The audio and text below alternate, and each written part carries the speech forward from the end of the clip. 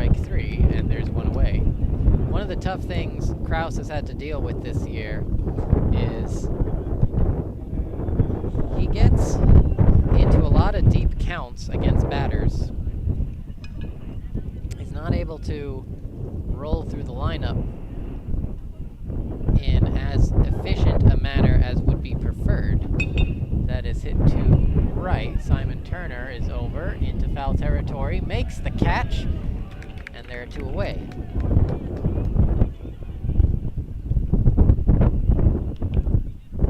And that will bring up Riley.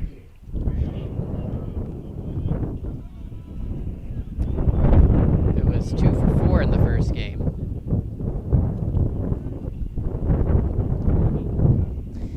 Kraus, unlike Montenegro, does not have too many deep starts this year. Pitches a strike. Only 2 games where he's pitched 7 innings. One against Nebraska Wesleyan back on March 9th, and then one a couple weeks ago against Southwestern. But everything else, it's been 6 innings or less. He hasn't had a start less than 5. So between 5 and 6 innings in his other 6 starts. Grounded to second, throw over in time for the out, and a 1-2-3 top of the first.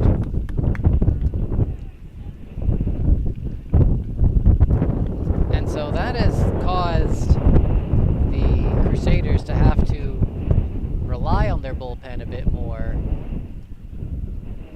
in games that Kraus has started, which the UD bullpen has been very shaky this year. And it has cost them on more than one occasion. And so it would be a huge, and I mean huge, uplift for the Crusaders if Kraus could get at least 7 innings out of this game, or do like what Montenegro did in Game 1, and in his also in his start against St. Thomas, and get 8 innings into the game. You look at Adrian Montenegro's season game log, and there are actually very few games in which he doesn't make it at least 7 innings. Out of his 10 starts,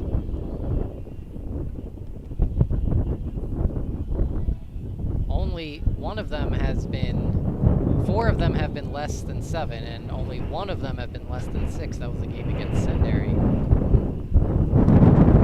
But he's made it 7 innings or more in 6 games. So, can Kraus do the same today? Can he get deep into this one? We shall see as we head to the bottom of the first inning, and the Crusaders will send up Paxton Huff to the plate. Huff leading off like he did last game and like he has done for quite a few games this year. He was 1 for 5 with an RBI in Game 1. As Paxton Huff leading off for Dallas, followed by Fernando Davila. Pitches a strike, 1-2. Caleb Homan batting third. Simon Turner in the cleanup spot. Andrew Gaspar batting fifth. Caden Homan batting sixth again. David Saldana seventh. Nate Curtis batting eighth. And Reed Morales batting ninth. And that will be a ground out 4-3. So the same lineup, same defensive alignment for the Crusaders as in Game 1. The only difference, the different starting pitcher, Dylan Kraus.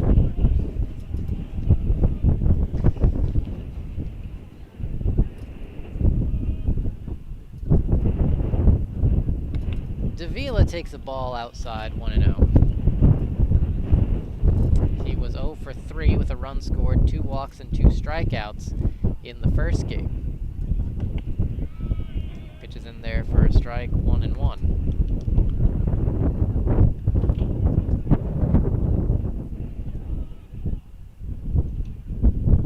The 1-1, fouled straight back. And away. That would have gone probably just over my head by a few inches. The count is now 1-2. Breaking ball just misses off the plate and low. Count 2-2. Good layoff by Davila. The 2-2 is lined down the left field line. Foul. Count stays at 2-2.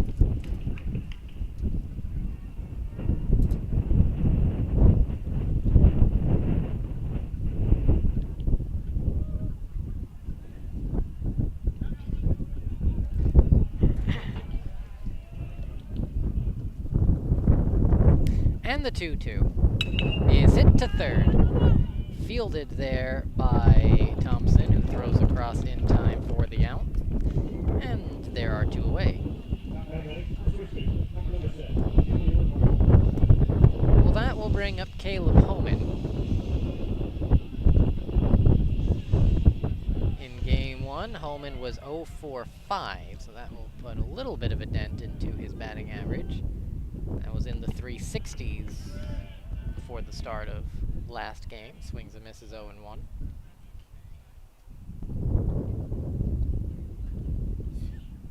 The 0-1.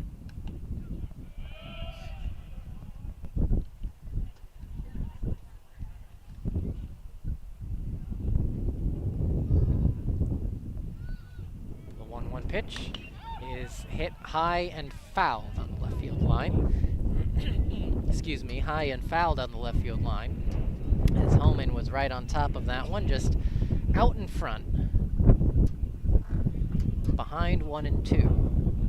The 1-2 pitch is in the other batter's box, 2-2.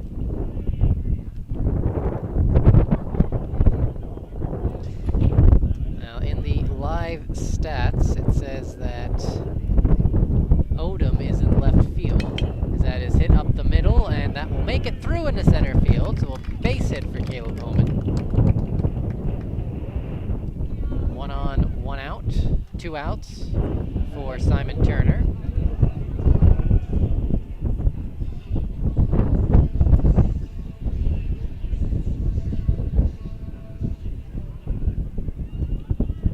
So on the Austin College roster, it says Jordan Odom is number 21, but Nick Griffin, number 16, is wearing 21 today. I know that's how it's showing up in the live stats as Odom, but I actually did see the starting lineup card for Austin College, and it says very clearly Griffin, number 21, as that is lined and caught at first base by Hosmer. Great diving play for the out, and that will end the bottom of the first inning.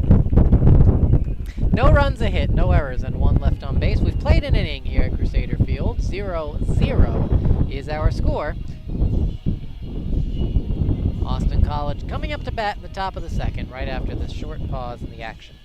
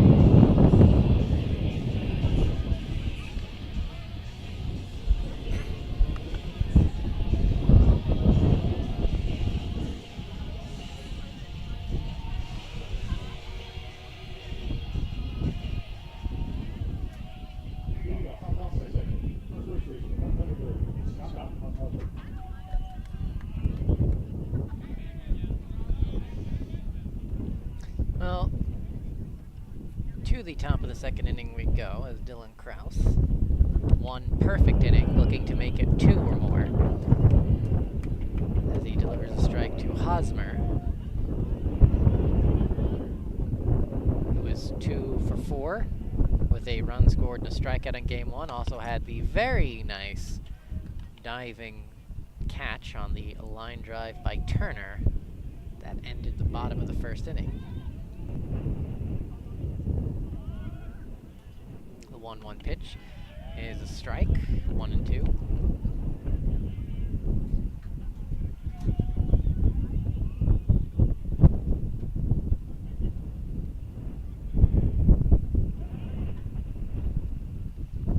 And the 1-2 is fouled at the plate, as that was a very defensive pitch. It looked like a breaking ball that did not have a lot of control. I think it was coming right in on the hands of Hosmer. And actually had a chance of hitting him, I think. But he fouls it off, perhaps to his own detriment.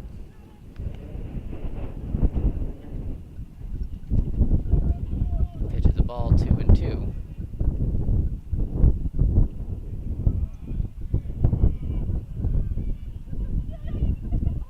And the 2-2. Swing and a miss, strike 3. Down goes Hosmer, and there's 1 away. 4 up, 4 down. And Ashton Thompson will come up to the plate.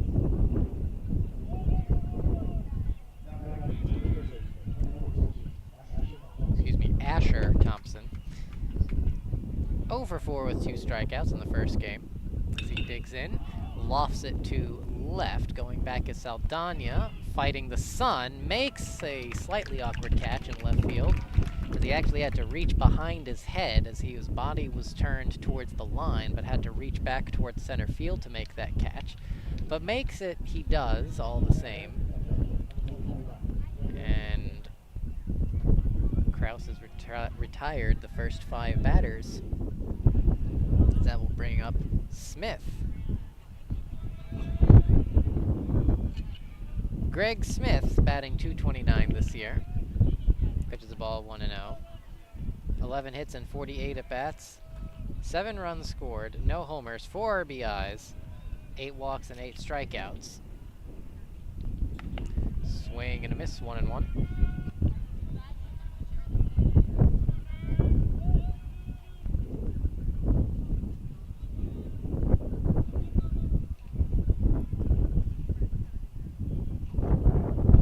Swing and a miss.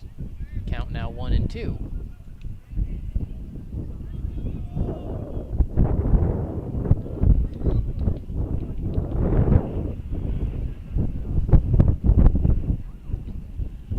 And the 1-2. Swing and a miss, strike 3. Down goes Smith, and that will end the top of the second. 2 perfect innings for Dylan Kraus as he retires the first 6 men in order. We head to the bottom of the second, and an SCAC scoreboard update. Well, Centenary now ahead 5-2 in the top of the 8th, down in Houston against St. Thomas. Shriner down 4-9. Southwestern batting in the bottom of the 8th inning.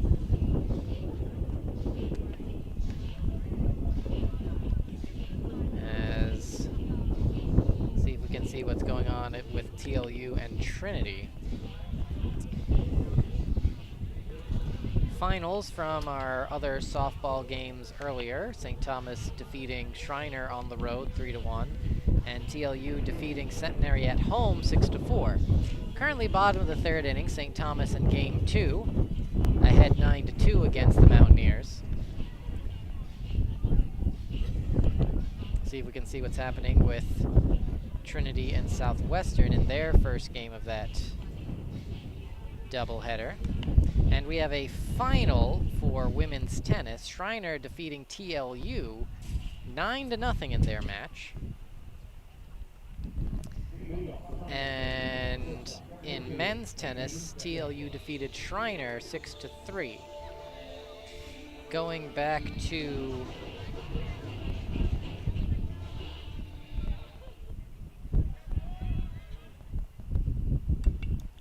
fouled away, 0-1.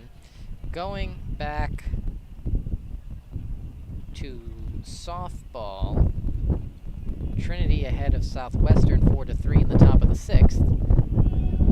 Ball outside, goes to the backstop, 1-1. And for baseball, number 14 Trinity ahead of TLU, 2-1 in the top of the 6th, that game being played in San Antonio. Popped up Gaspar in the infield, under it, and making the catch is Ramirez for the first down. And there's one away.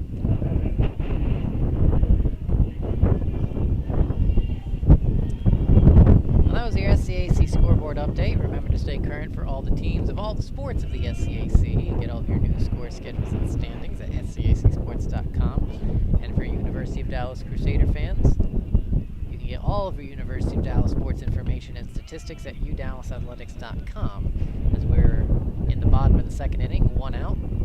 Andrew Gaspar popped out to second as Caden Homan at the plate, the very unlikely catalyst for last game's comeback.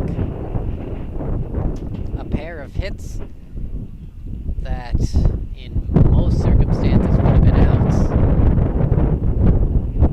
1-2, and that's thrown behind him, almost hit him, and it did. It hit him in the heel, says the umpire. So he'll take first base.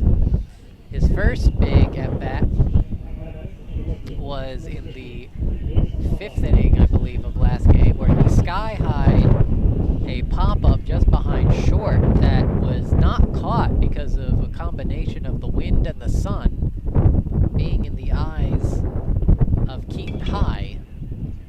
That is fouled away, getting confused by where the ball actually was located because of the wind pushing it around and the sun, with the ball basically in front of the, so like a direct line towards the sun. That is grounded foul, 0-2. And then later, what ended up putting him in scoring position, a double that was hit to left field, that the left fielder in last game, Ryan Padfield, misjudged, and it ended up going over his head off the wall, as that is lined into right field, and that is going to drop for a base hit. So 2 runners on now for Dallas.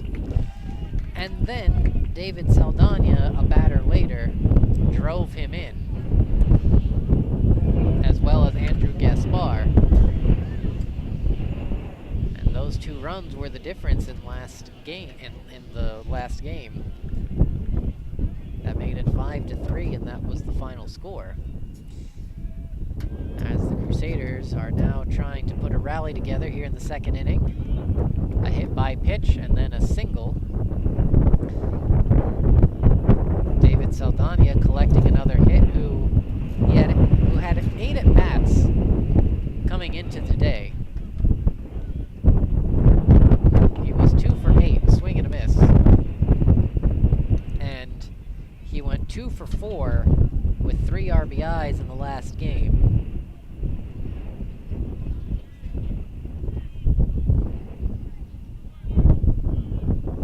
Curtis down 0-2, and swing and a miss, strike 3.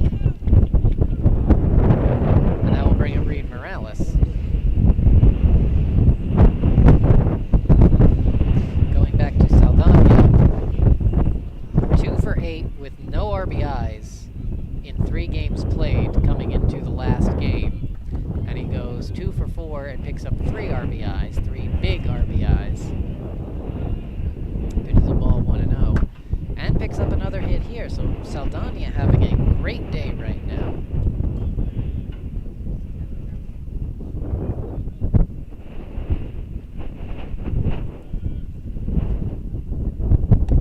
Pitches a ball to Reed Morales, who was 0 for 3 with a walk and 2 strikeouts in the first game.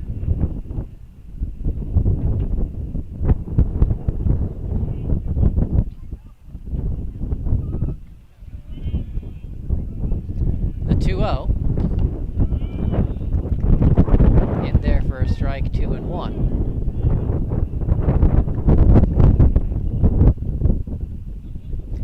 Scoreless game at the bottom of the second. Dallas threatening with 2 on.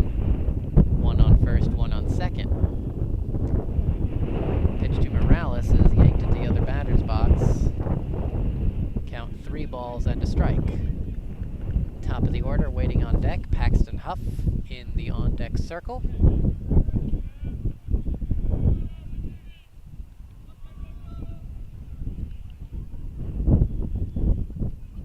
And the 3-1 is going to be in the dirt, ball 4. So the starting pitcher for Austin College, Jonas Caballos, in trouble right now, as he now is facing the top of the order with the bases loaded. He does have the benefit of having 2 outs, and it looks like he just got the 3rd one. It is a long run in left field for Griffin, but he makes the catch, and that will end the threat and the bottom of the 2nd inning. In the bottom of the 2nd inning for Dallas, no runs, 1 hit, no errors, and 3 left on base. We've played 2 here at Crusader Field. 0-0 is our score. As we head to the top of the 3rd inning, Austin College coming up to bat right after this short pause in the action.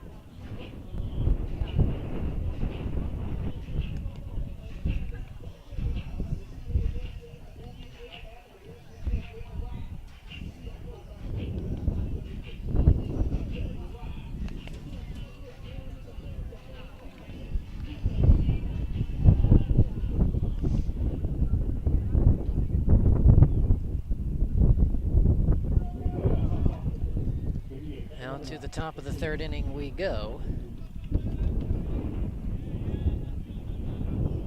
as we head to the bottom of the order.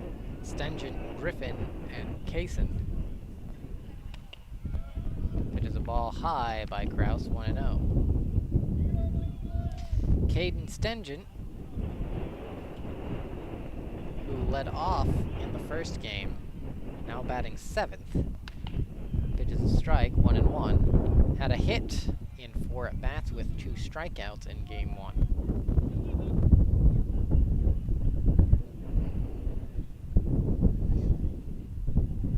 And the 1-1.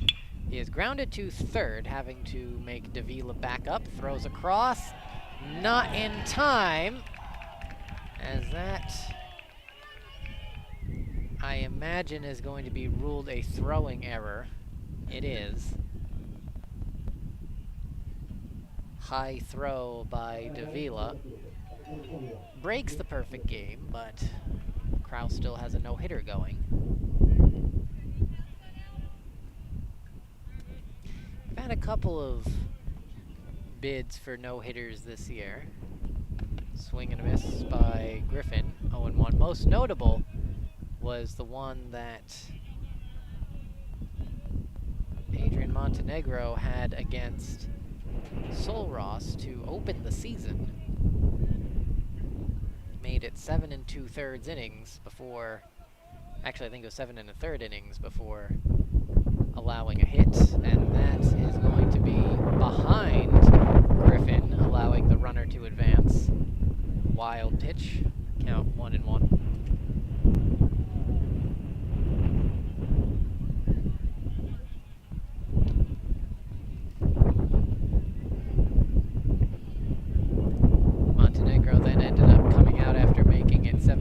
2/3 innings in that game, so he only got one more out. And he got himself into some trouble. Gave up 3 hits in a row. Pitches a strike, 1 and 2. And so that's the closest we've been this year. Although there have been a couple other times where UD pitchers have made it, 4+ innings, 5 innings, where it looks like they might have something going. Swing and a miss, strike 3. Down goes Griffin, and there is one away. But nothing nearly as close as to what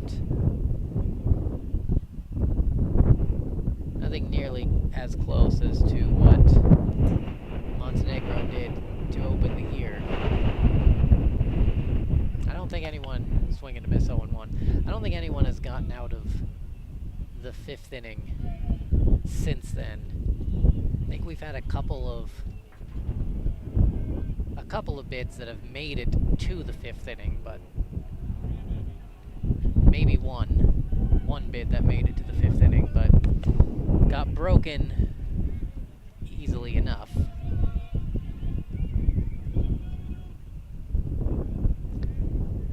To the count.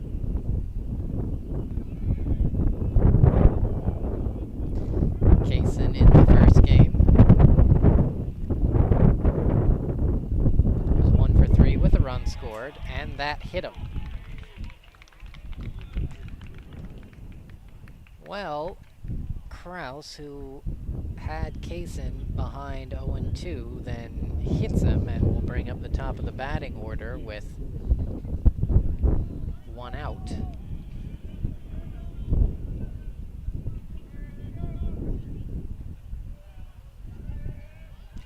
Starting to get himself into some trouble after cruising through the first 2 innings, as that is hit down the right field line. This could be trouble. That will get down. That's a base hit. Everyone is going to be held up, and we're going to have some extra outs on the base path here, as Caleb Homan has the ball running down Sturgeon, and he's going to make it safely back to 3rd. And I think they're arguing that he was out of the baseline, and somehow making it back to 1st is Ramirez, and somehow everyone is safe.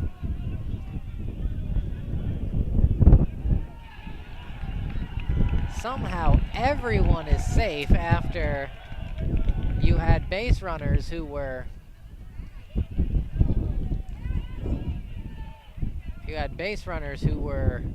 overrunning bases, and finally being called out at 1st is Ramirez.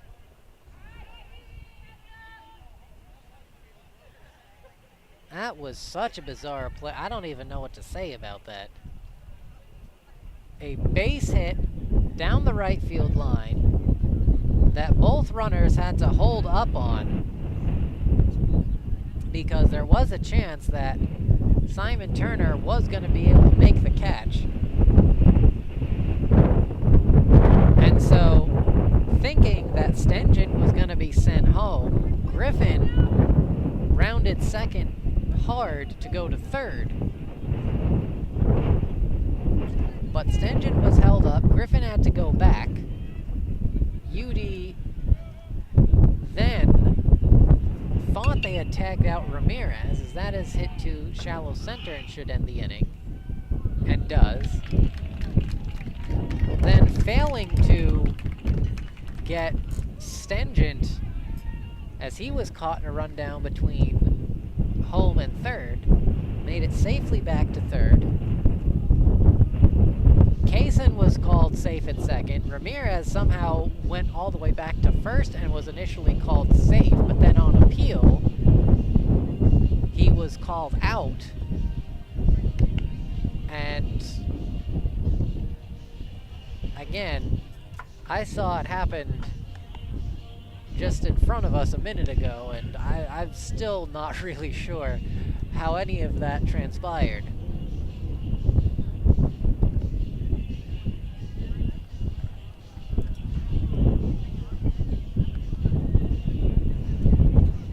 it just continues all of the shenanigans that have been happening here today, and so Dallas somehow gets out of that inning with allowing no runs, Austin College with a hit, an error in the inning, and 2 left on base. As we now go to the bottom of the 3rd inning, score still tied at 0. And that's a ball in the dirt, 1-0. That is probably the single most bizarre play I've seen here at Crusader Field in all the games that I've done here. Easily over 100, going all the way back to 2017. So that is hit to 3rd. Should be an easy out. Throw across in time to get Davila. And there have been a few bizarre instances that have happened, but I think this one is easily the most bizarre of them all.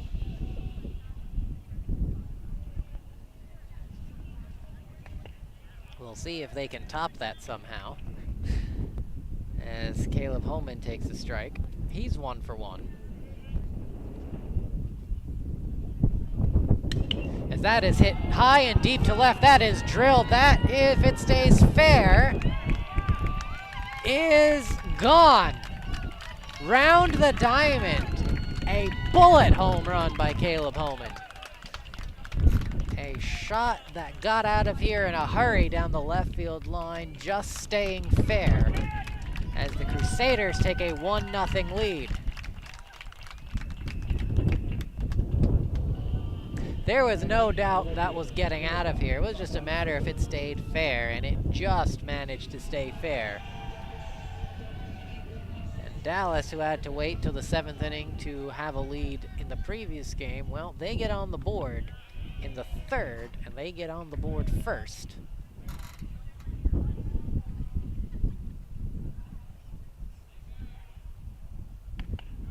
Pitch is a strike. 0-2. For Caleb Homan, that is now his 4th home run of the season, as that is grounded to 3rd. Thompson throws across in time for the out, and there are 2 away. And that will bring up Andrew Gaspar.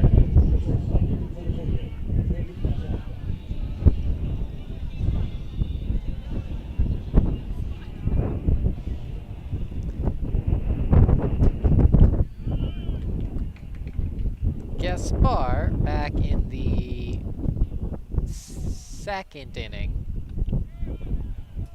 popped up to 2nd.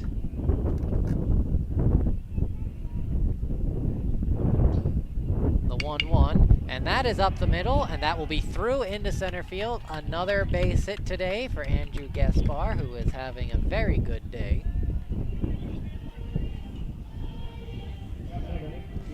As Jake Amoroso has not been playing recently, Andrew Gaspar has filled in to play short. He was playing 2nd yesterday, then got moved to short. Morales moved from short to 2nd, and Gaspar started at shortstop today in both games, and he's been making the most of it.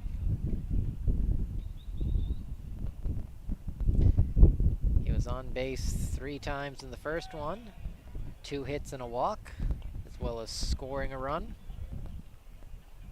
And now he's 1 for 2 in this game. As Caden Homan at the plate, hit by a pitch his first time up, takes a ball, 2-0.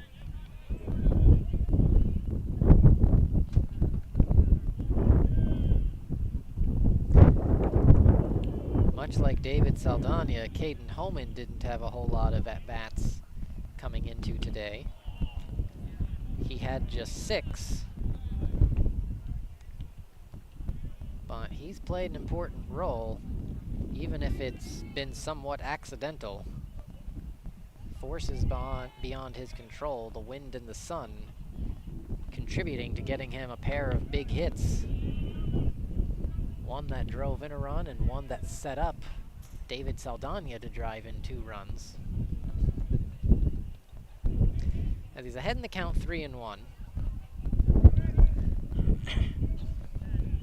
He has a runner on first with 2 outs. And the pitch is hit through the left side for a base hit into left field. And that has been Caden Homan's probably first authoritative hit of the day. 3 hits in the first game, now 1 here in the second game. His only blemish really has been a strikeout that came in the first game, but he's been at the plate 6 times as that is line down the left field line, just foul, barely just foul. But 4 at-bats in the first game, 1 at-bat and another plate appearance in this game, and he's been on base 5 out of 6 times.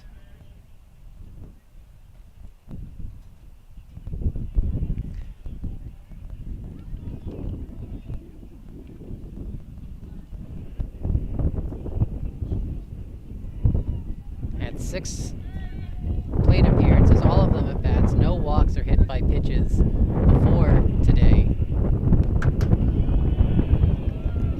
Pitch miss is 1-1.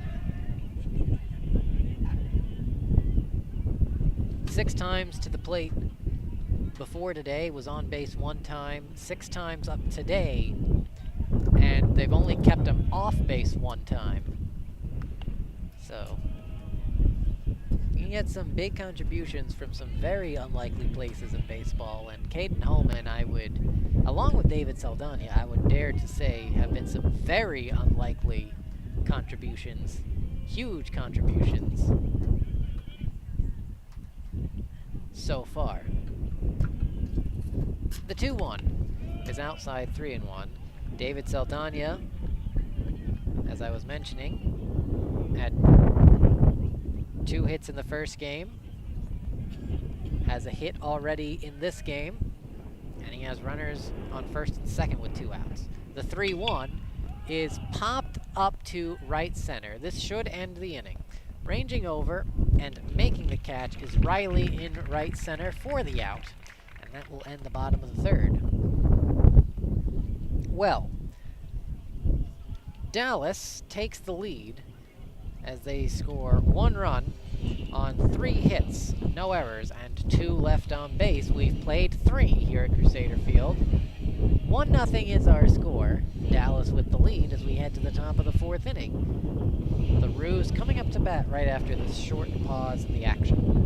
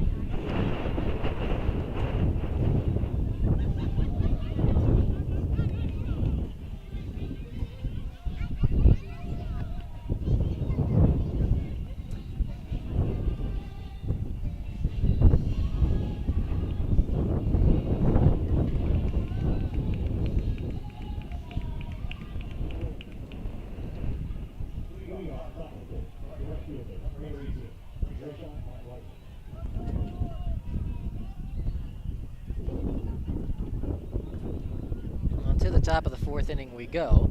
The heart of the order coming up for Austin College, Riley, Hosmer, and Thompson. And the pitch fades outside 1-0.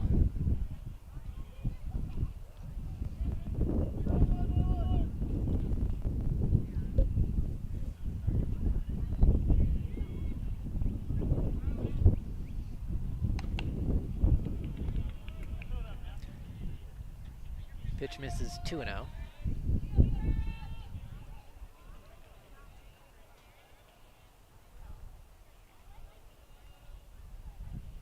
And Kraus misses 3-0.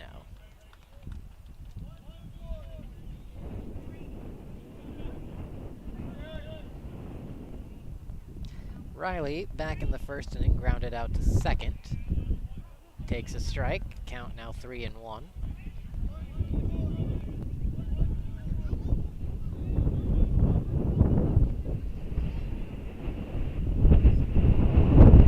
And the 3-1 is hit through the right side into right field. That's a base hit. As Caleb Homan going after that ball, diving for it, doesn't get there.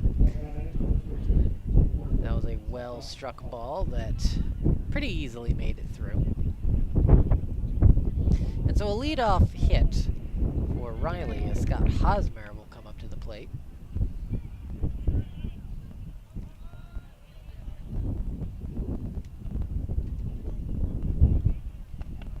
Pitches a strike. 0-1. Hosmer struck out swinging his first time up.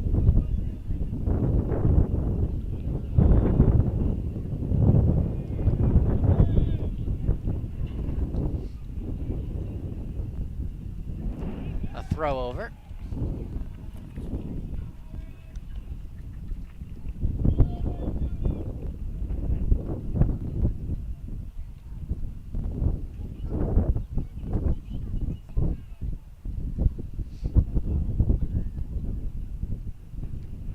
And the 0-1. And that hit him. That one just getting away from Kraus as he's in trouble again. 2 innings in a row now that the Roos have had runners on first and second. Last time we had what I would again is I would probably claim has been the most bizarre play in the last 7 years here at Crusader Field last inning that somehow ended up not driving in any runs. And the Crusaders got out of it. But Thompson up at the plate, he's 0 for 1. A chance with nobody out to get that run back that was surrendered off the Homan homer. That pitch outside 1-1. Well, the wind, as I'm sure you can hear, being a complete menace right now, just blowing extremely hard right now. As Homan will tag out Thompson and continue the bizarre plays as Asher Thompson just hits the deck trying to do something with Caleb Homan. I don't know. Fool him maybe? Throw him for a loop? I don't know, but does the very unconventional tactic of just dropping to the ground when you're being blocked by getting to first base with the guy who has the ball in his hands. Pretty easily tagged out. I mean, when you're just lying on the ground, you're pretty easy to tag out. But it is a sacrifice, swing and a miss, 1-1. It's a sacrifice bunt, 3 unassisted, as Riley and Hosmer are now in scoring position with 1 out. And that is hit up the middle. Gaspar fields it, throws to first in time for the out. But an RBI for Greg Smith, as the game is now tied at 1. That is a fielder's choice 6-3. Oh, excuse me, that's just a ground out 6-3.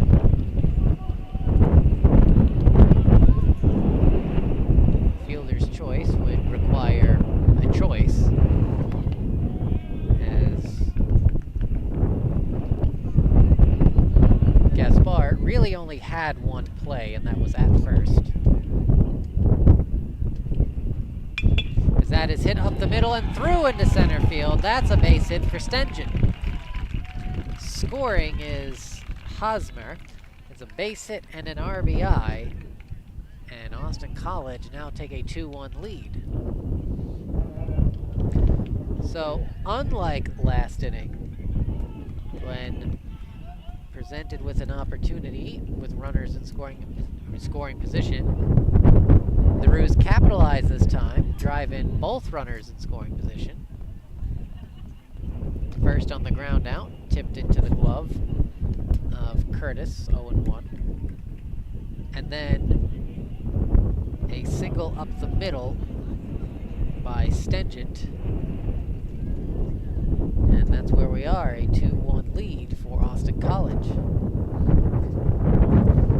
Kraus deals a strike, 0-2. Nick Griffin at the plate for Austin College. Behind in the count, 0-2. Batting .143 this year, 2 hits and 14 at-bats. 1 run scored, no homers, no RBIs, 2 walks and 5 strikeouts as the runner goes. Fouled off, count 1-2.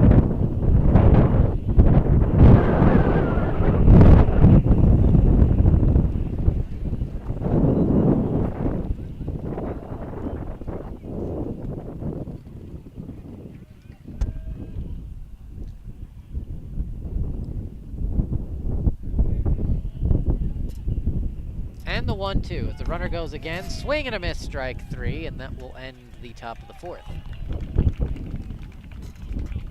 Well, Austin College strikes for a pair of runs as they get those 2 runs on 2 hits, no errors, and 1 left on base. We have played 3.5 here at Crusader Field. 2-1 Austin College is our score. As we head to an SCAC scoreboard update.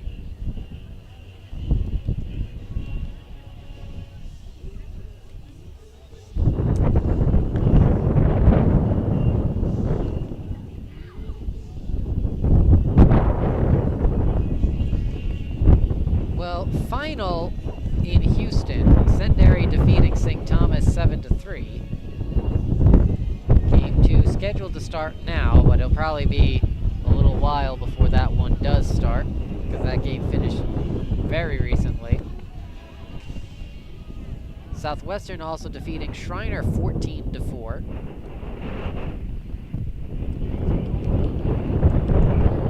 TLU actually ahead of Trinity right now, 3-2, with the bases loaded and 2 outs. Top of the 7th.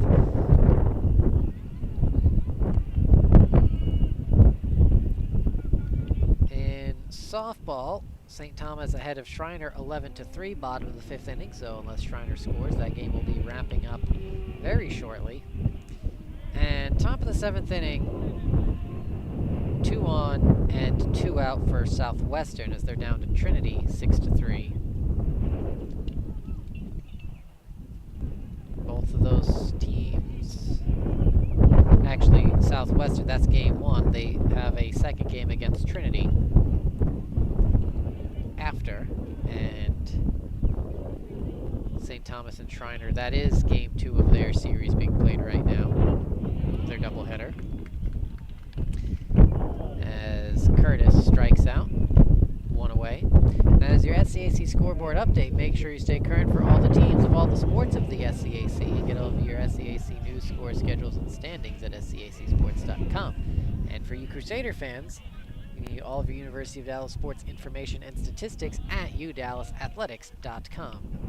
Well, Nate Curtis leading off the inning with a strikeout.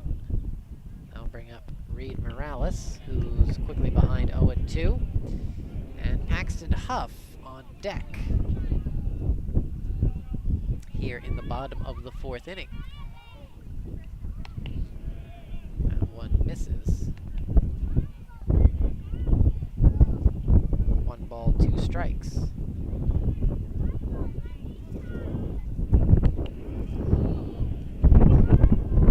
Another miss, 2-2.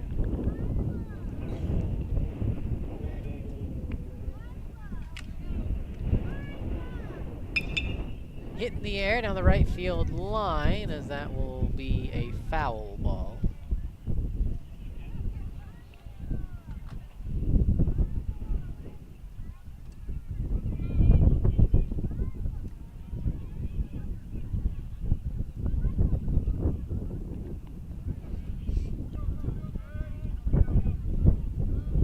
And the 2-2. Hit to first, right at Hosmer for the out, and there are two away. Well, that will turn the lineup over, and that will bring up Paxton Huff.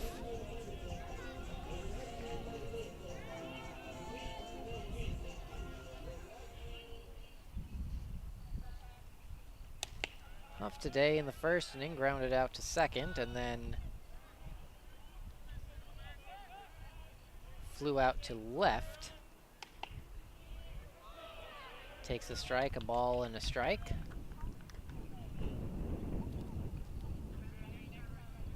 The 1-1. Misses 2-1.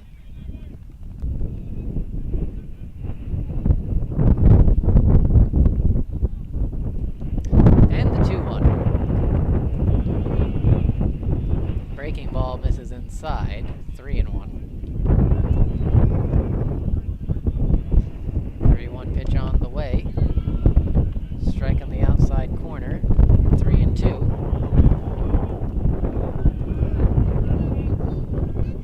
And the 3-2 is hit to third, backing up and making the play. Thompson throws across in time for the out, and that will end the bottom of the fourth. 3 up, 3 down in the bottom of the fourth inning. We've played 4 full at Crusader Field, 2-1 Austin College. As we head to the top of the fifth inning, the Roos are coming to bat right after this short pause in the action.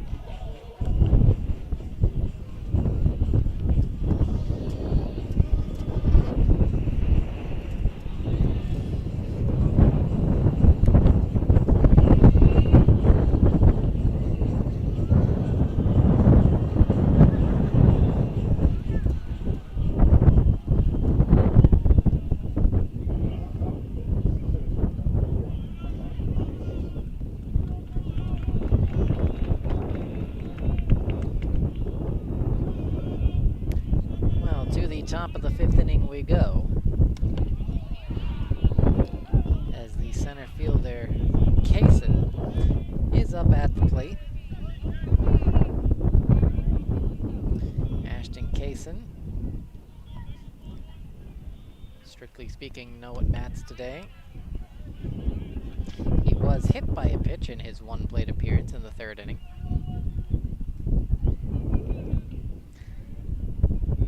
Has a 1-1 count. Hit in the air to left center. Huff ranging over. Huff makes the catch. And there's one away.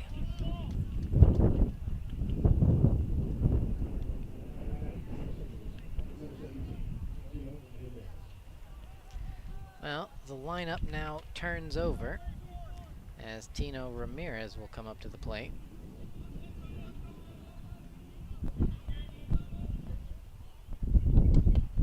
Swing and miss, 0-1. Struck out swinging his first time up, and then singled back in the third inning.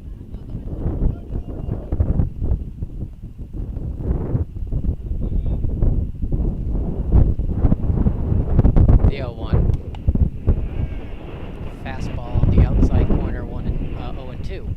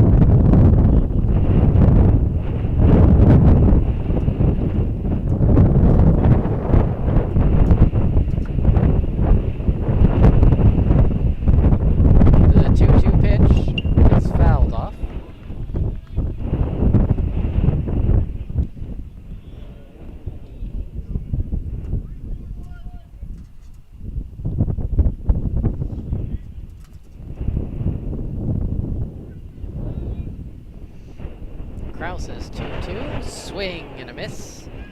There are 2 away. That will bring up Toms.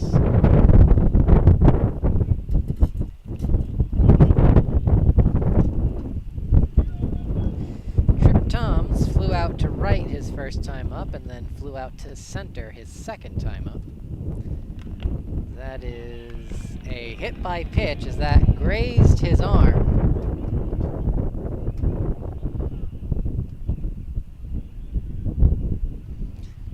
So that will put a runner on for Riley.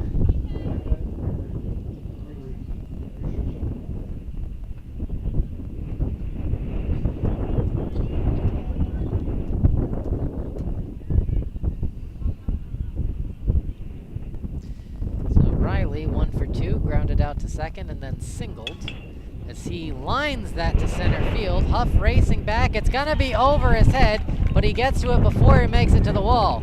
In and coming around to score is Toms. It's a double and an RBI for Riley. And Austin College extends their lead to 3-1.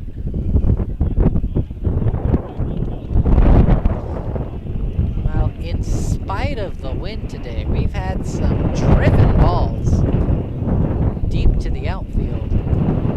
We had the home run in the first game by Padfield. We had the home run by Hosmer earlier in this game, and that double driven over the head of Paxton Huff. In spite of a very strong wind coming in from center field,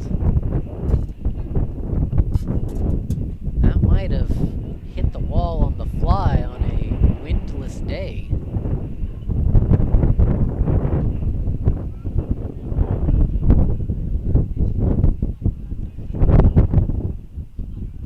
So, Thompson up at the plate. Excuse me, Hosmer up at the plate.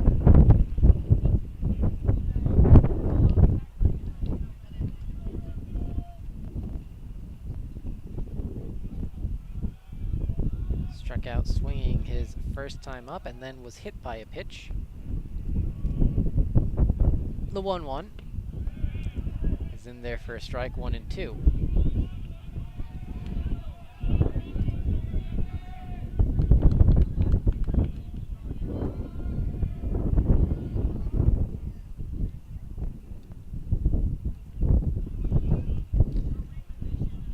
The 1-2. Low, 2-2.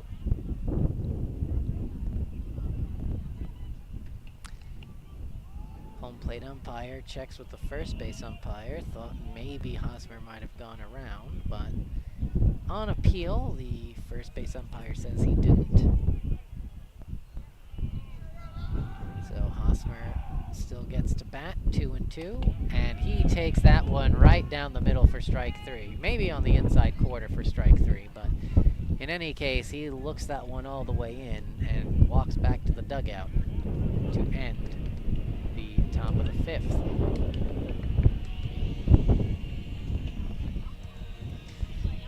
Well, Austin College picks up another run on 1 hit, no errors, and 1 left on base.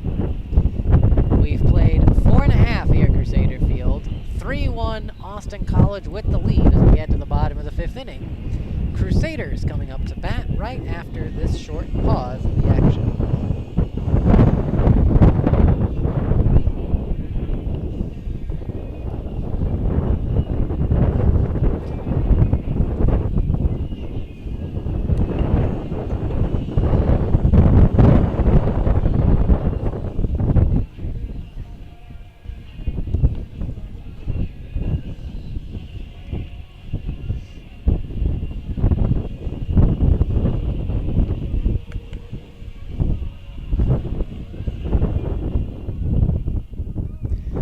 To the bottom of the 5th inning we go. The 2, 3, 4 batters in the order coming up. Fernando Davila, Caleb Holman, and Simon Turner.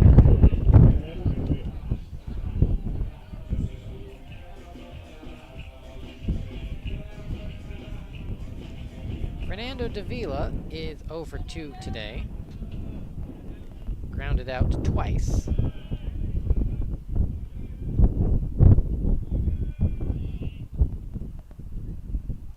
One and 0 the count. Takes a strike, 1-1.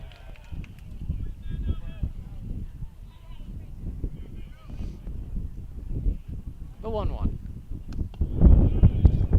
Misses 2-1.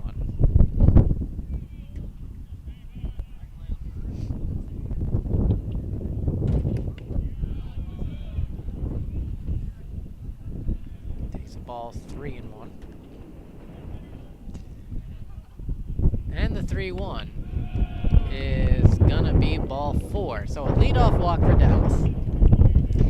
That will bring up Caleb Homan, who is 2 for 2 today with a single and a home run.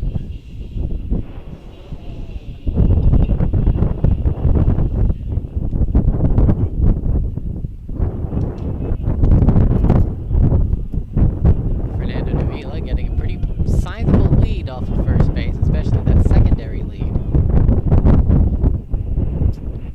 Maybe trying to see if he can't draw a balk off of Caballos. We did have a balk in the first game. Back to first.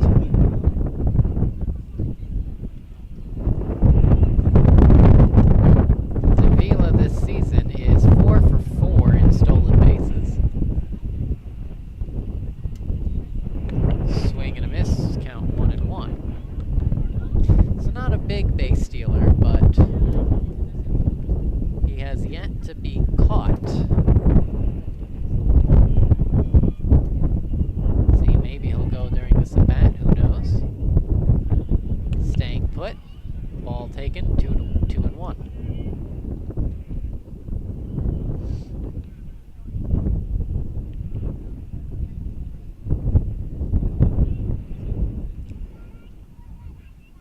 Look over to first.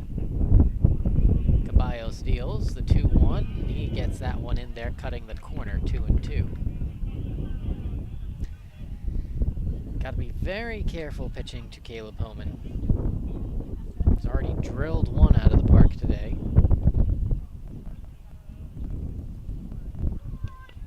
Misses, full count.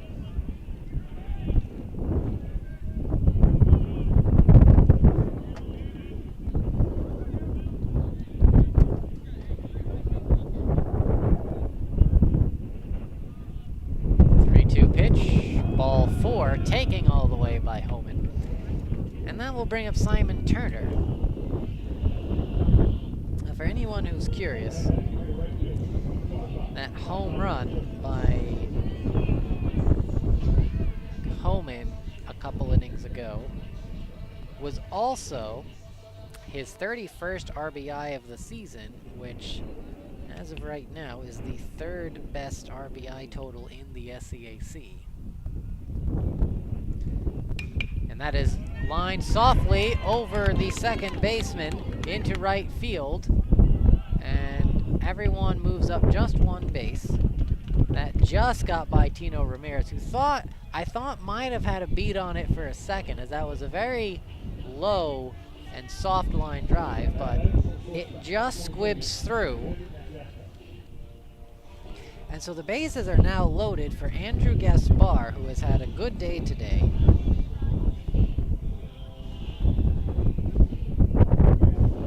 Two for 3 in the first game, 1 for 2 so far here in the second.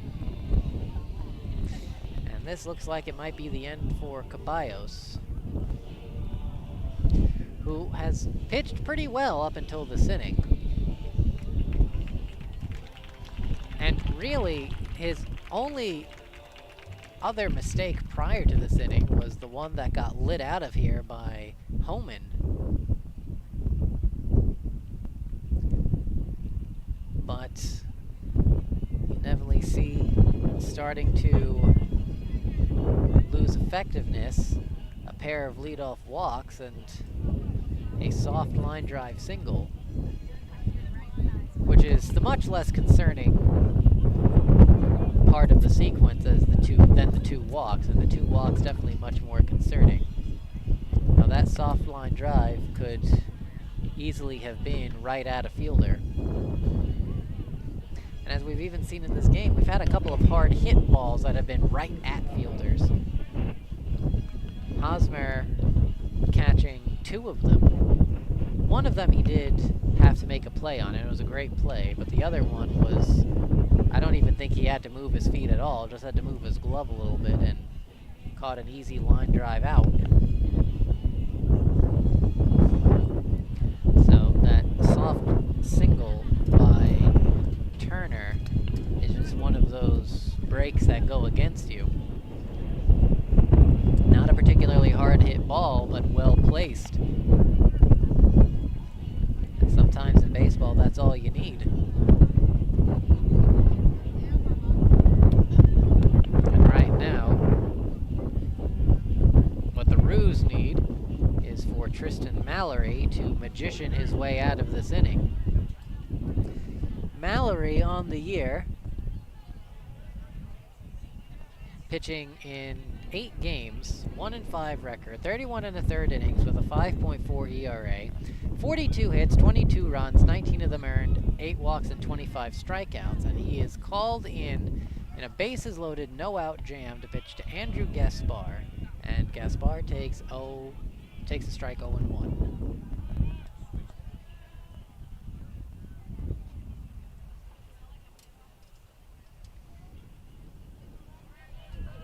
The 0-1 is grounded towards short, and that's going to get through into left center.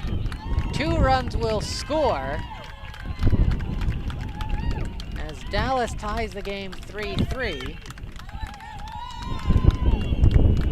So that's going to be a base hit and 2 RBIs for Andrew Gaspar, and his good day gets better.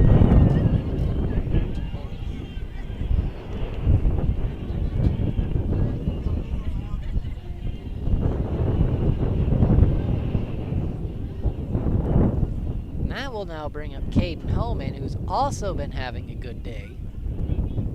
These 5, 6, 7 batters in the Crusader order is really what's been carrying them so far. That and some pretty good starting pitching. Caden Homan, 1 for 1, with runners on the corners and nobody out. Takes a strike, 0-1. Simon Turner on that last single, advancing all the way to third base. Going corner to corner.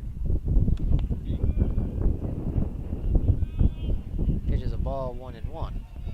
And so, just about anything put in play should score Turner. Even a double play would score Turner. Swing and miss 1-2. Now, that would definitely not be good for Dallas, but I'm sure, given the situation, Austin College would love to trade 2 outs for a run right here and to throw over. Of course, if they could pick up a strikeout of Caden Homan right here and then get David Saldana to hit to a double play, they would love that even more. Pitches a ball 2-2.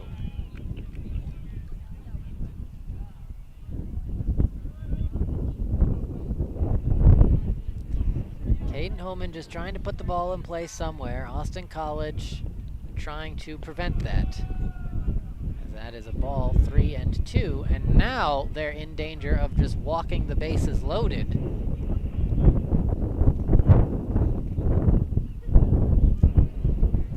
And the payoff pitch, ball 4.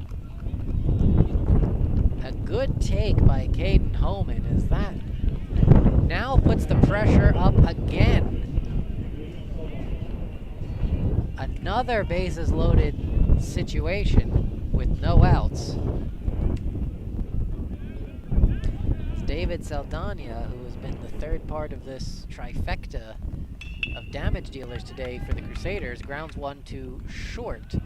And a throw to third will get Gaspar, but it will be an RBI for Saldana. The Crusaders take the lead 4-3.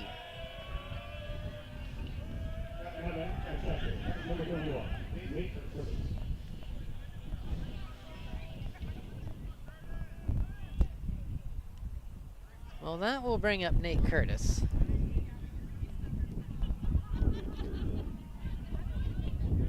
Takes a ball 1-0. Curtis, who was 0 for 2 with 2 strikeouts today.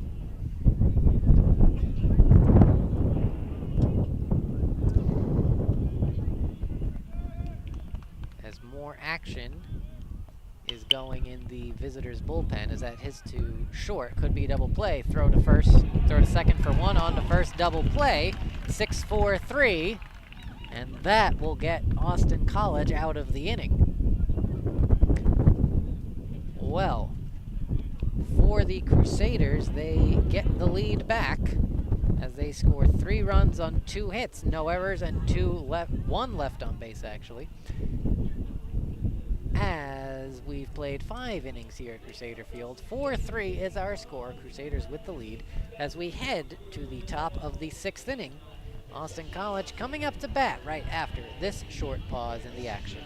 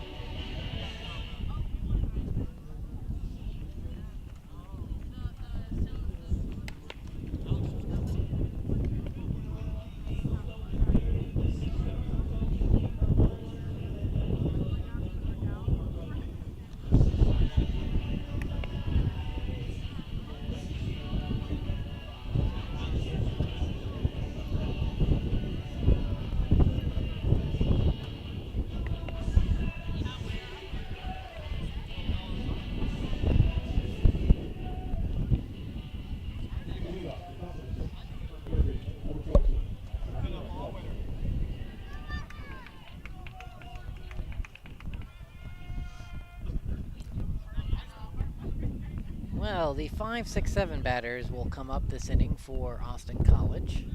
Swing and a miss by Thompson, followed by Smith and Stengent. Count 0-1. Well, the final line for Jonas Caballos. Takes a ball 1-1. 4 innings pitched, 6 hits. 4 runs, all of them earned, 3 walks and 2 strikeouts, and as it stands right now, he is in line for the loss. Pitch grounded to short, Gaspar. Fields throws in time for the out, and there's 1 away. It looks like there are some Crusaders getting loose, or at the very least getting warmed up, getting ready to be loose in the bullpen. Dylan Kraus doing pretty well on his pitch count. A little over 70 pitches through 5 innings. 5 1/3 innings, actually. That is hit to right field. Turner is there, making the catch for the out. And there are 2 away. So, Kraus, I think definitely, with where he is right now, unless he has an inning that just gets away from him, he'll definitely be under 80 pitches after this inning. And so, he should easily be able to make it through 7, if not even 8 innings. Be able to preserve the UD bullpen a little bit. Pitch is a strike, 0-2.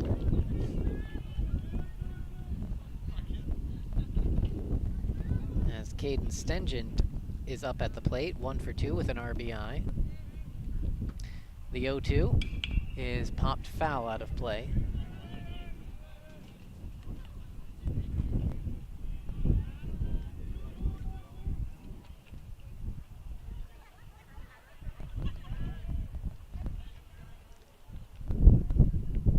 And the 0-2 Swing and a miss, strike 3. Down goes Stengent, and that will end the top of the 6th inning. 3 up, 3 down in the top of the 6th inning. Dallas with a 4-3 lead. And as we head to the bottom of the 6th inning, we also head to an SCAC scoreboard update.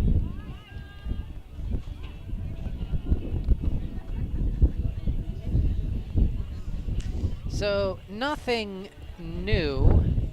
No finals for men's or women's tennis or women's golf.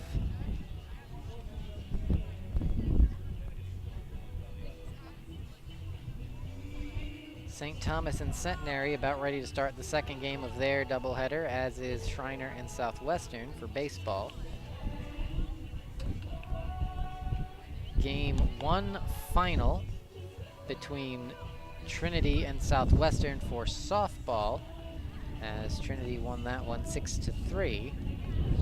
Top of the 7th inning, Schreiner did pick up a run against St. Thomas, as it's the top of the 7th inning, but it's still 11-4, so Schreiner still in a terrible spot.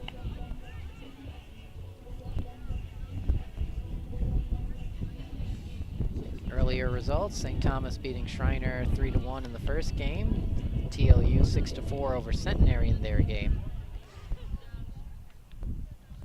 And bottom of the 7th, 5-5 baseball, TLU Trinity.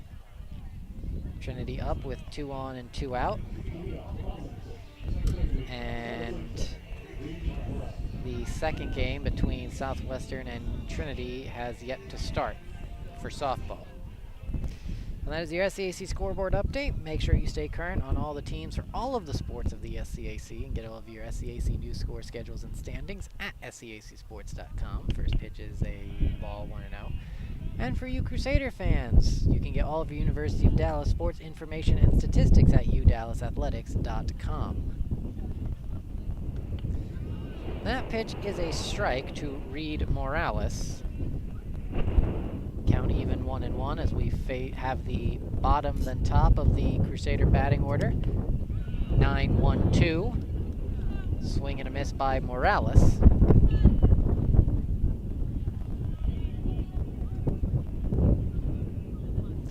The 0-2 on the way. High 2-2. No, called strike 3. Didn't see the umpire signal right away, but as Morales walks back to the dugout, clearly that was strike 3.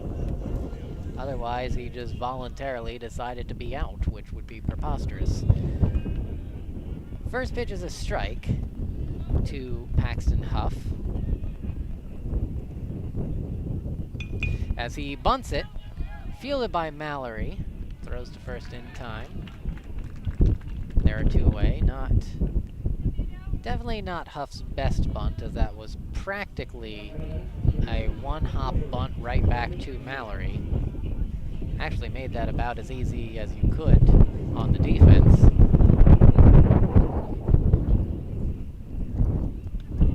Pitches a strike to Fernando Davila, 0-1. Had that been angled a little bit more toward first base, pitches a ball 1-1. That probably could have gotten by Mallory, and then it probably would have been a hit, because over at second, Ramirez would probably just not have gotten there, as that is going to be an E6 off the heel of the glove of Tom's, as Davila safely makes it to first base.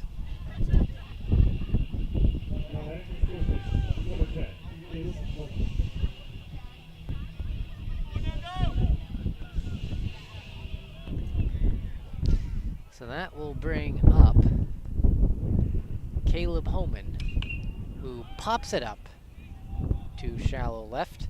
Coming in is Griffin, under it, making the catch for the out. And that will end the bottom of the 6th inning.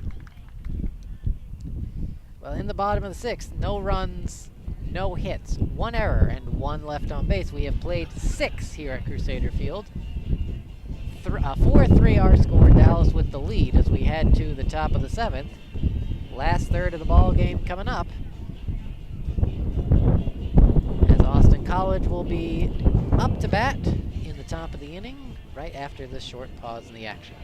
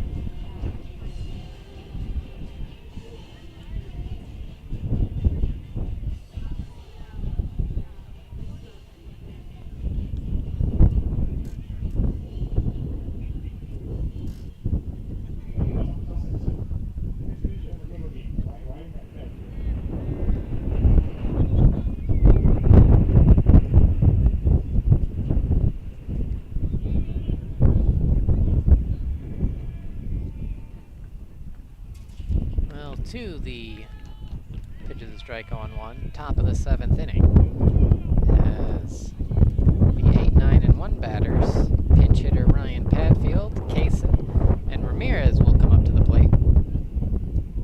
In the first game, Ryan Padfield was 1 for 4, with a run scored, 2 RBIs, and a home run.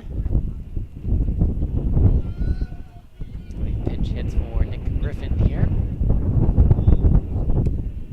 Behind in the count, 0-2.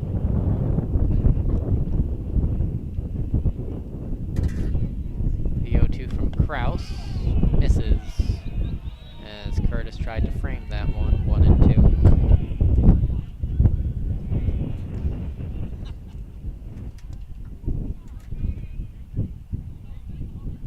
And the 1-2 is hit to second, as going to be a short hop by Morales. Gloves it to Holman for the out. And there's one away. Bit of a dangerous play there by Morales, as he was rushing in to try and catch it on the fly, but recognized he wasn't going to get there and had to scoop it on the short hop, which can be a pretty difficult play to make sometimes. But manages to glove it and get the out.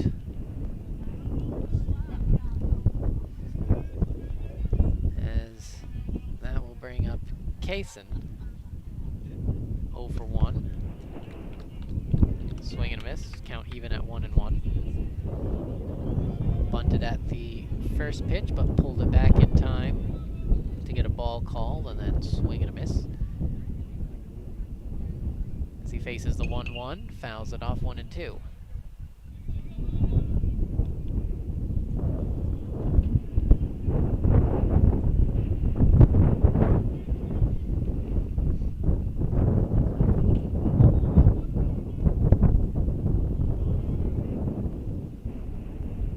And the 1-2 is hit to third, fielded by Davila, throws across in time to Holman for the out, and there are 2 away.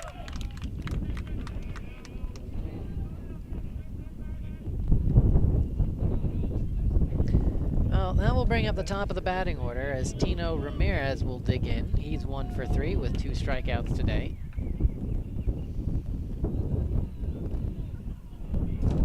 Dylan Kraus is moving right along. Pitch is hit to second and through into right field for a base hit. So a 2-out single by Ramirez, as that will bring up Trip Toms. Toms, 0 for 2 with a run scored.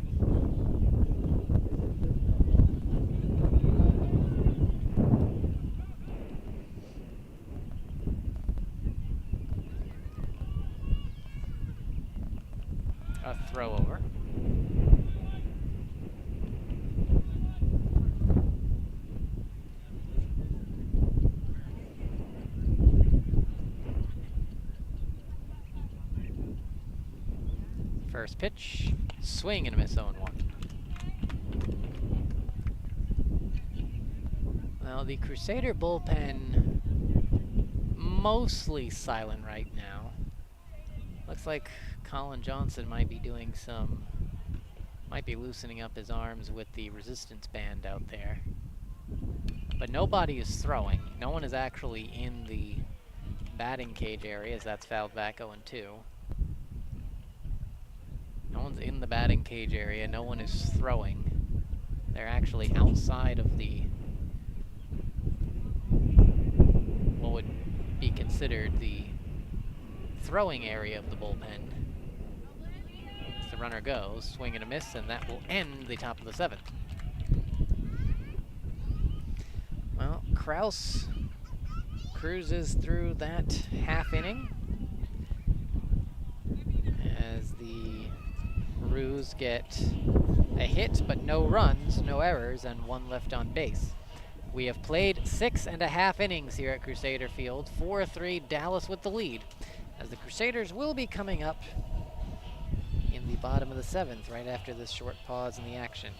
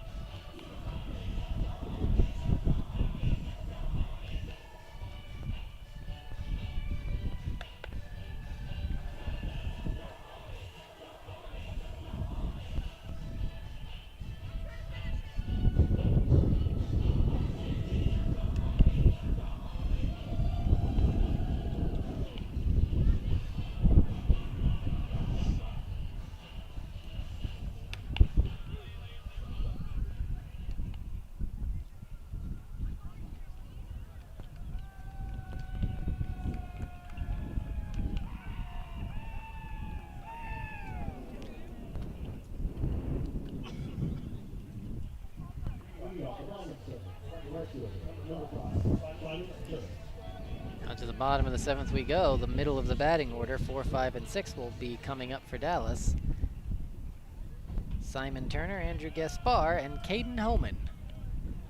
As Turner takes the ball 1-0. Turner 1 for 3 with a run scored. Strike on the outside corner, 1-1.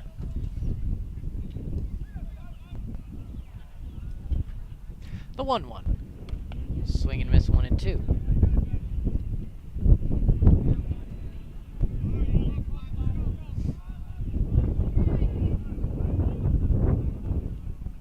The 1-2 pitch on the way.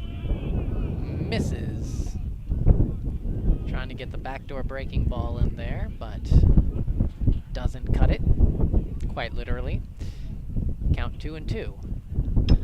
That is chopped up the middle, and that is going to make it into center field for a base hit.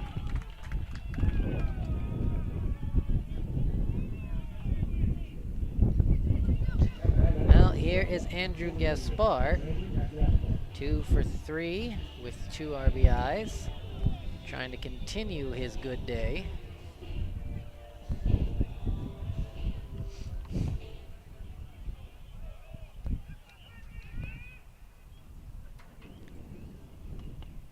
Pitch is a strike, count 0-1.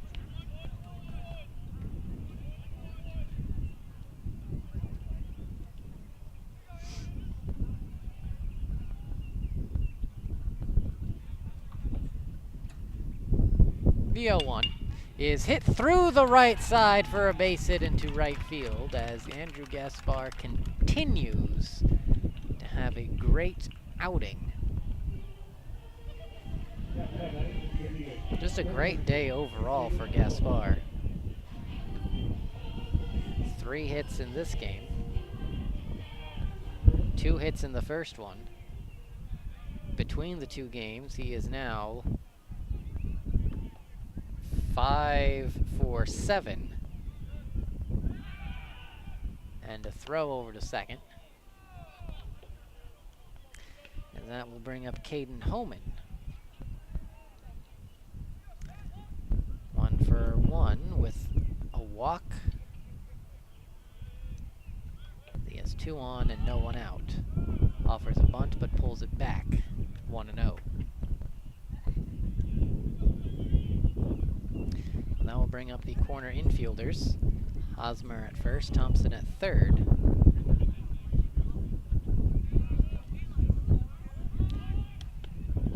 Pitch is high. 2-0.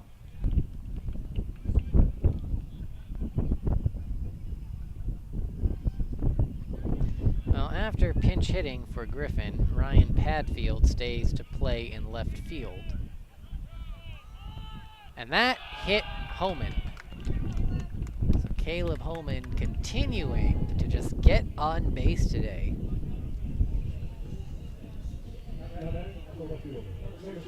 He's only failed to reach base once today, and that was in the first game where he struck out, and that's been it. The bases are now loaded for David Saldana, who has also been having a great day. Swing and a miss, 0-1.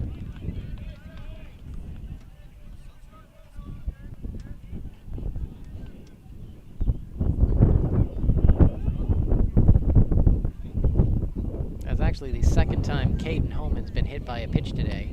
Swing and a miss, 0-2. Infield comes in as the Roos really do not want to let the Crusaders get any more runs. They want to keep it a one-run game.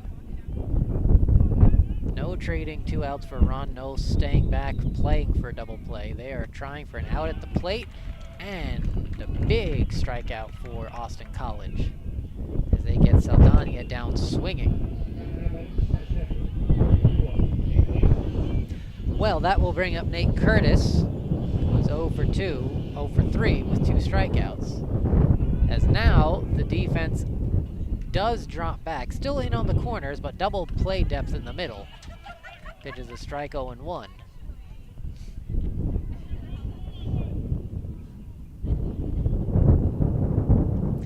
Thompson and Hosmer both playing on the grass. Thompson playing pretty wide of third. The 0-1 misses way outside, 1-1.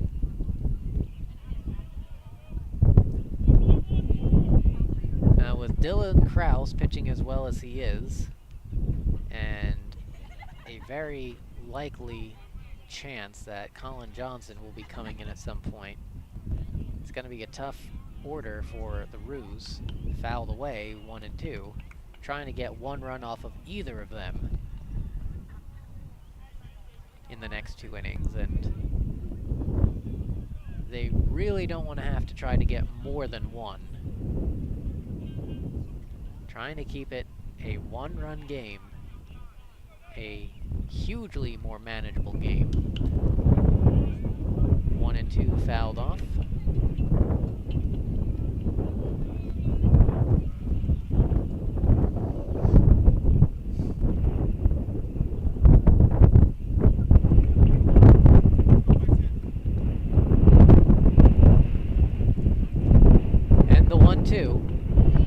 Strike 3 looking, down goes Curtis, and there are 2 away.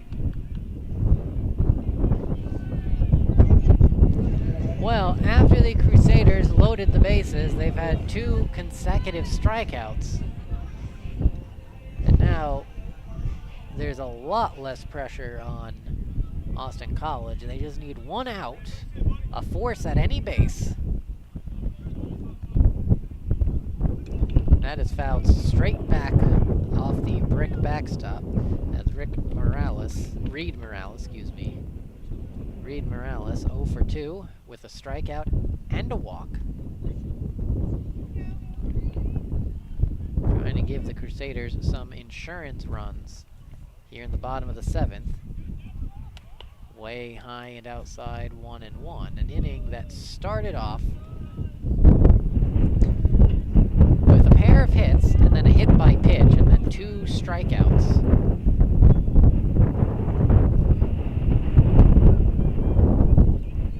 Pitch misses there. Just high, 2 and 1.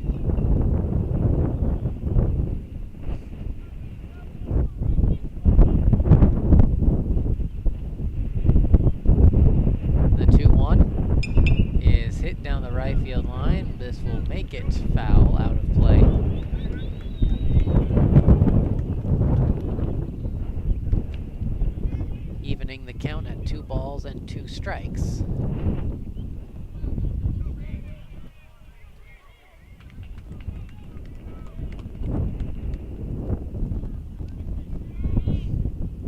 The 2-2. Fouled away.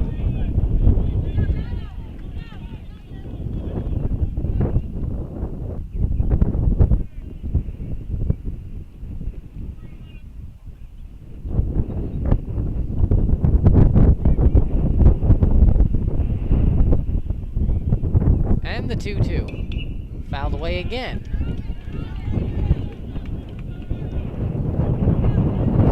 Well, Reed Morales not making this at bat easy for Mallory. As Tristan Mallory just needing 1 strike to get himself out of the inning that he got himself into. The 2-2 pitch is fouled away again as Morales continues to stay alive in this at-bat, continuing to make Mallory work for it.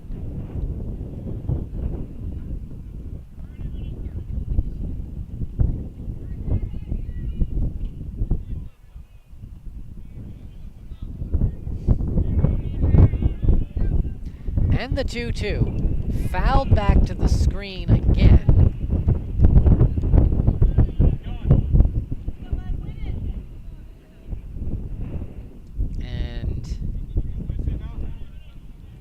Probably somewhere around pitch 10 of the at-bat. We'll do it again. 2-2, down and in, ball 3.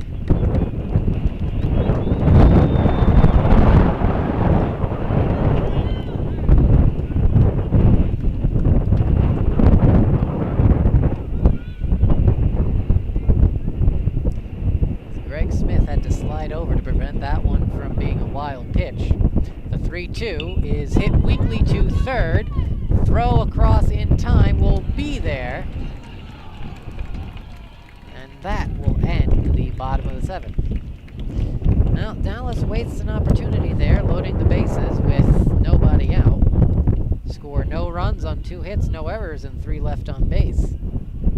As we've played 7 here at Crusader Field, Dallas ahead 4-3 as we head to the top of the 8th inning. Austin College coming up to bat right after this short pause in the action.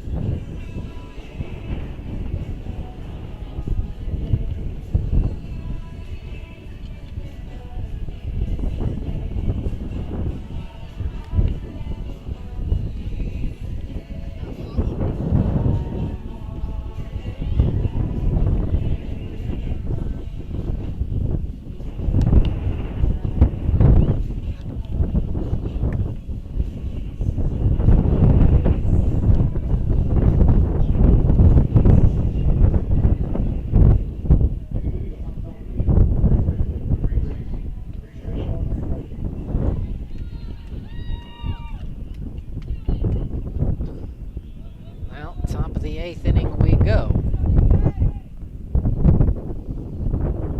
As the heart of the order, 3, 4, and 5 will come up for Austin College. Pitch is a strike to Rayshawn Riley. No balls, 1 strike. Riley 2 for 3 today with a run scored, an RBI, and a double. Fouls it off of the end of the bat, 0-2. Well, Colin Johnson now beginning to throw in the right center field bullpen. That is hit deep but foul on the right field line. Count stays at 0-2. So definitely the last inning for Kraus, who is over 90 pitches.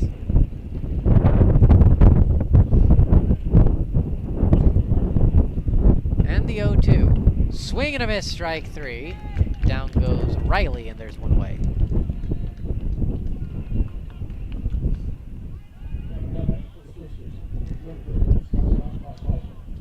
That will bring up Hosmer, who's had some nice defensive plays today. At the plate, though, he's 0 for 2 with a run scored and 2 strikeouts, 1 swinging and 1 looking. First pitch is in there for a strike, 0-1.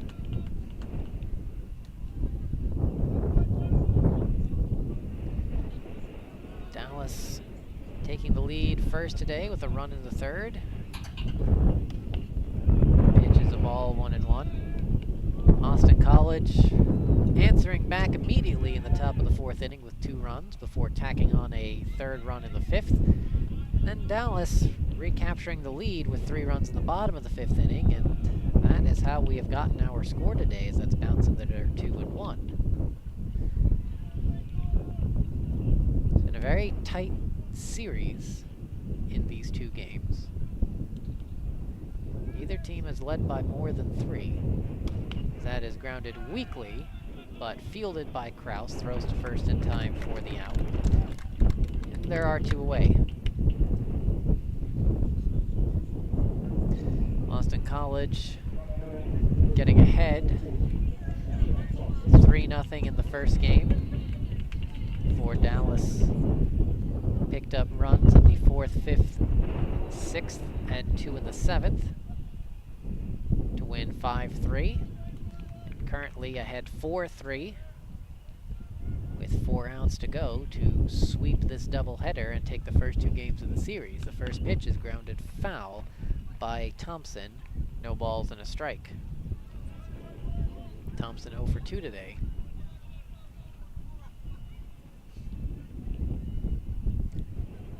The 0-1 from Kraus is popped up, and this should end the inning. And that's in the sort of no man's land triangle, but Andrew Gaspar managing to reel it in for the out. That will end the top of the 8th.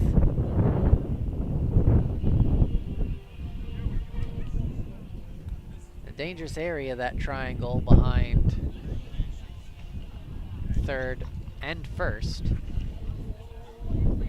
Have those high skying balls that you're not really sure who's supposed to get it, and can sometimes dunk in for a hit. But in this instance, Andrew Gaspar able to make the play and prevent anything that Austin College might have been able to accomplish with 2 outs.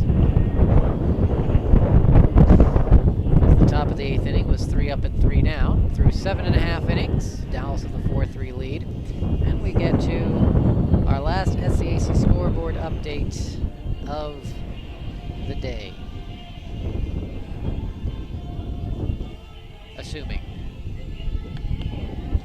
that we don't go to extra innings. So,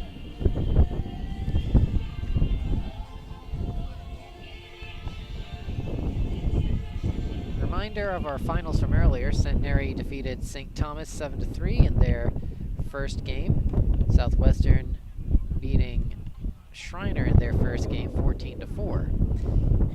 In the bottom of the first inning, Centenary is up 1-0 on St. Thomas in the second game of their doubleheader, and in the bottom of the second in Georgetown, Schreiner up 4-1 on Southwestern. Top of the 10th inning, TLU and Trinity tied at 5. As that is skied to right center. Under it, making the catch is Kason for the out. There's one away. In softball, reminder, final results from earlier. St. Thomas beating Schreiner 3-1. TLU beating Centenary 6-4.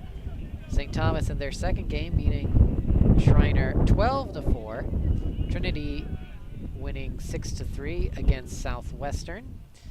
And in the top of the third, they're ahead 1-0 on Southwestern. As that is skied to center. Kason is under it for the second out of the inning. So that is your SCAC scoreboard update. Make sure you stay current for all the teams from all the sports of the SCAC and get all of your new score schedules and standings at scacsports.com. For University of Dallas Crusader fans, get all of your University of Dallas sports information and statistics at udallasathletics.com. Well, we're already 2 outs into this bottom of the 8th inning, and Caleb Holman is at the plate. He takes a strike. Huff and Davila both flying out to center field. That's Caleb Holman, 2 for 3. Takes a ball. 2 runs scored. A home run in the game and a walk. As that is hit to the right side and through for a base hit. As Caleb Holman is rebounding nicely from his 0 for 5 performance in Game 1, now 3 for 4. As Simon Turner will come up to the plate, 2 for 4 in this one. A run scored for Turner. As he has a man on first and 2 outs. First pitch is fouled straight back to the screen, count 0-1. Dylan Kraus practically matching Adrian Montenegro in almost everything today. The 0-1. Pitch is high, 1-1. Montenegro went 8 innings, allowed 8 hits, 3 runs, all of them earned. No walks and 8 strikeouts. Swing and a miss, 1-2. Kraus, pretty much guaranteed to be done. Actually improved slightly on Montenegro. Same amount of innings, 8 innings, but only 5 hits. Runner goes, fouled off. Only allowed 5 runs, still allowed 3 earned runs. No walks, and 10 strikeouts. So 2 great performances by these 2 UD starters.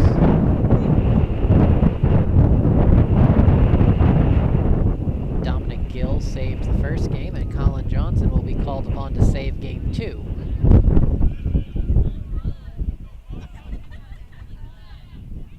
Two balls, 2 strikes to Turner.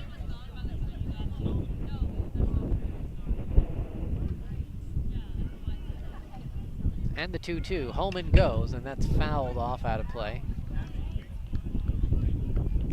Now Dallas playing hit and run here in the bottom of the 8th inning. Trying to see if they can't get 1 more run at least to give themselves an extra cushion.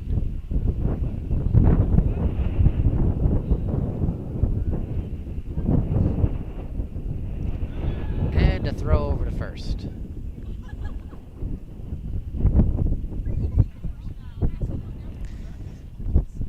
Well, the game got away a little bit from Jonas Caballos earlier in a throw over. But Tristan Mallory has done a pretty good job in relief. He has allowed 4 hits and a walk, but more importantly, no runs in 3 2/3 innings in relief. And that's a ball, 3-2.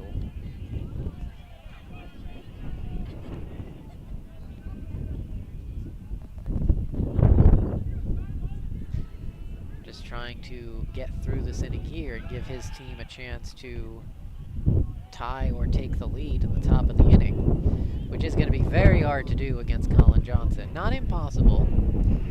Colin Johnson did have a rough outing recently against Southwestern, and that is hit to left field, hung up in the wind, caught by Padfield for the out, and that will end the bottom of the 8th inning. Well, no runs, 1 hit, no errors, and 1 left on base. We have played 8 innings here at Crusader Field. 4-3 is our score as we head to the top of the 9th inning, as the Roos will be coming up after the short pause in the action, but Dylan Kraus is actually back out again. And so, it seems as if Dallas is going to hold on to Colin Johnson for at least the time being.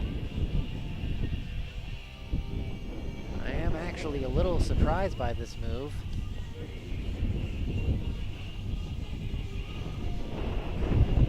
Dylan Kraus hasn't gone more than 7 innings in any game this year. And now, he has a chance to pitch a complete game here. A complete 9-inning game, that is. And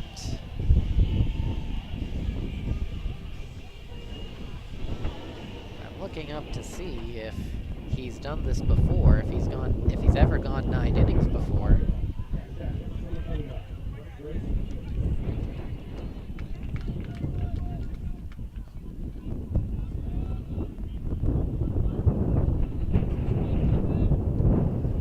And in fact, he has not.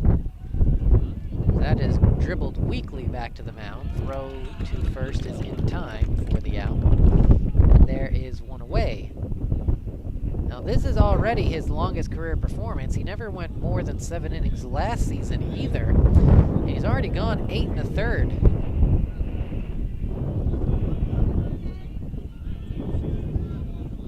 Two outs to go from pitching his first 9-inning complete game, as he'll have to face Greg Smith and Caden Stengen, the 6 and 7 batters, to accomplish that. Asher Thompson, as you just saw, grounded out 1-3.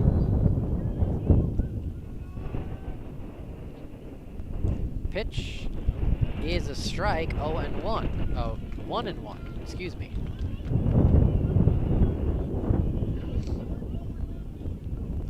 Now Adrian Montenegro pitching 8 innings, pitching a good game for Dallas, and Dylan Kraus trying to one-up him right now, try to make a 9-inning complete game for the UD sophomore.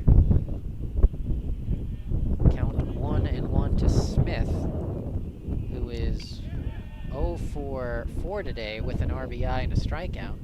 Fouled that one off. The count is 1 ball, 2 strikes.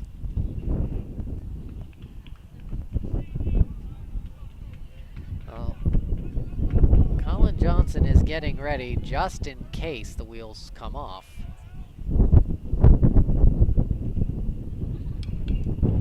Kraus trying to not let that happen, as that's fouled off 2-2.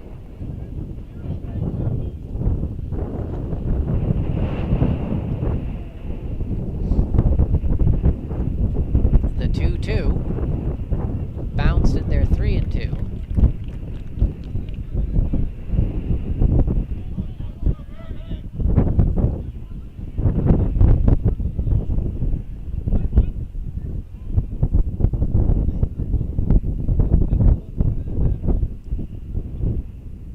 And the 3-2. Popped up foul and out of play.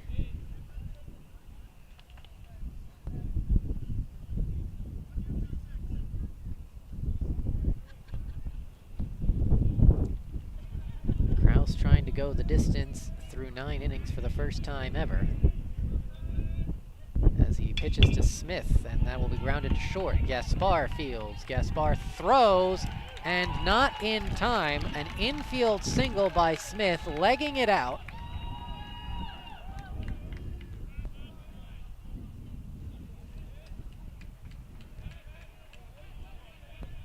And Coach Grafton letting him stay in. I thought it might be the case where if a runner got on, Kraus would get the hook, but he's gonna keep going. Pitches a ball 1-0. Dallas really seems like they're trying to hold on to Johnson for tomorrow. It's the only reason why they'd bring Gill in for the first game and not have him out for the second. Kraus, I think over 110 pitches now. I don't know what his pitch count is, if he has one, but I'd imagine he's probably very close to it right now, if not possibly even over it. Pitches a ball 2-0, which really I don't mind at all. I like seeing starting pitchers being able to go deep into games, even throwing complete games. It's just very surprising in this time in history with how often bullpens get brought in, how quickly they're used. I'm just very surprised. Not unhappy, just surprised. Because that's going to go 6-3 on the ground out.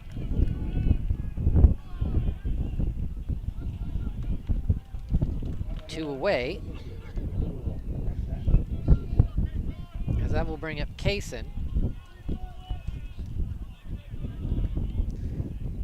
Kaysen 0 for 2 today. He has the game-tying run on second.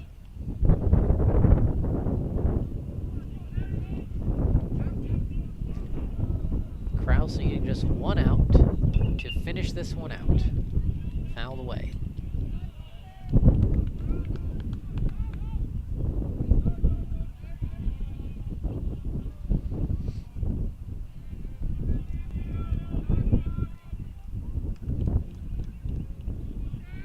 The 0-1. Swing and a miss, 0-2. Krause now one strike away from going the distance.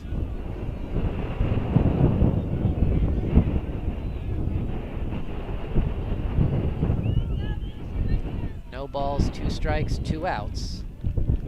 A runner on second. Ashton Kaysen at the plate. The pitch, swing and a miss, strike 3, dropped but tagged out, and that will end the ball game. Dylan Krause with a 9-inning complete game, his first ever, as the Crusaders win this one 4-3.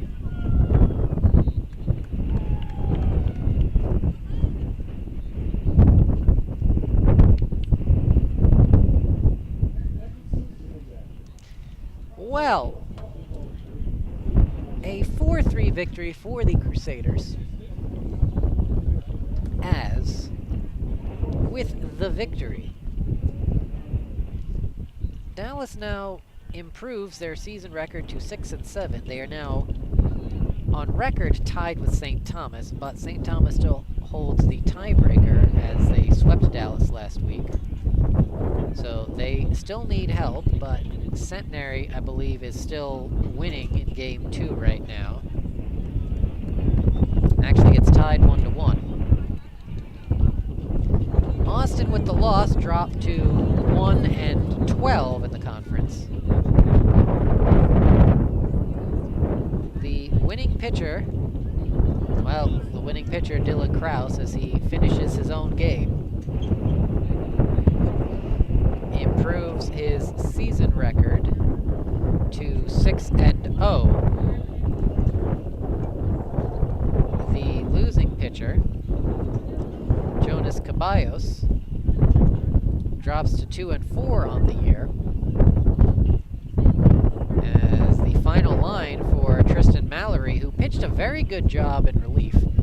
4 innings, 4 hits, no runs, a walk and 3 strikeouts. And Dylan Krause, his final line, 9 innings, 6 hits, 3 runs, all earned, a walk and 1 strikeout. And today we're going to have co-power performers of the game. Dylan Krause, our first co-power performer of the game, with that 9-inning complete game. I think he deserves it.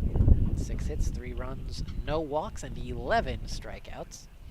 And Caleb Homan, the other co-power performer of the game, with 3 hits in 4 at-bats, 2 runs scored, a homer, and a walk.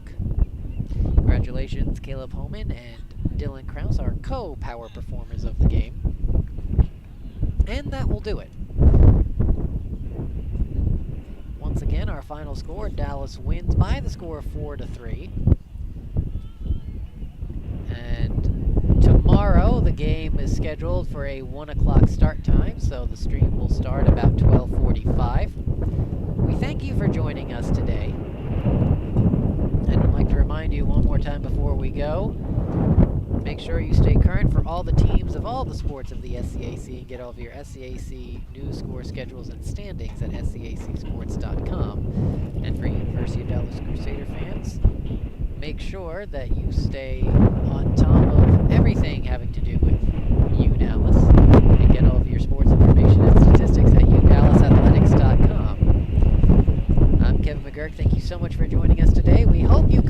tomorrow for Game 3